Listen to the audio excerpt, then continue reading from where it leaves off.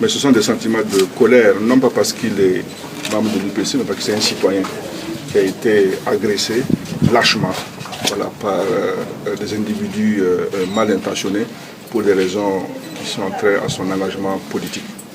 Au-delà donc de son appartenance à l'UPC, c'est quelque chose qu'on ne peut pas accepter et encore moins tolérer. C'est quelqu'un qui était élu du peuple, qui a donc la liberté de se comporter au sein du conseil municipal selon ses convictions. Il n'est pas normal que les débats qui ont lieu à ce niveau-là se traduisent par des actes de sauvagerie de cette nature. Nous sommes non seulement en colère contre ceux qui ont perpétré l'acte, mais nous sommes aussi en colère quand même contre tout notre pays. Il a été donné d'entendre que des signaux ont été envoyés aux forces de défense et de sécurité longtemps à l'avance. Mais leur réaction n'a pas été donc à la hauteur de la menace que nous voyons ici. Et ça nous pose un problème. Lorsque des citoyens font appel à la force publique parce qu'ils sentent qu'il y a un danger qui plane sur eux, il faut que les dispositions idoines soient prises automatiquement et notre parti va protester avec la plus grande énergie. Non seulement devant le gouvernement, mais devant le président de Faso lui-même que je vais demander à rencontrer dès qu'il sera rentré donc, de Paris, où il est, comme vous le savez, pour la conférence du PNS. On ne peut pas accepter ça.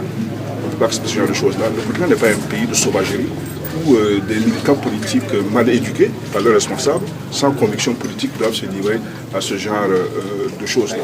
J'interpelle fortement les principaux responsables du MPP pour qu'ils éduquent leurs militants et qu'ils les contrôlent.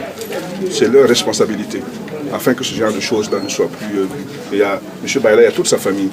Notre sympathie et notre affection est réaffirmée. En tant que camarade du parti, en tant que camarade de tout court, il pourra toujours compter en tout cas sur notre soutien indéfectible dans ce combat-là qu'il mène au nom de nous tous. Nous allons déposer plainte pour suivre les voies de justice, mais vous savez, c'est très lent.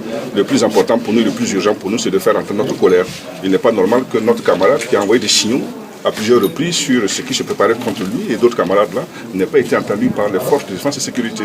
Ils sont même allés à la gendarmerie pour le signaler avant et rien n'a été fait. Et ça, c'est inadmissible.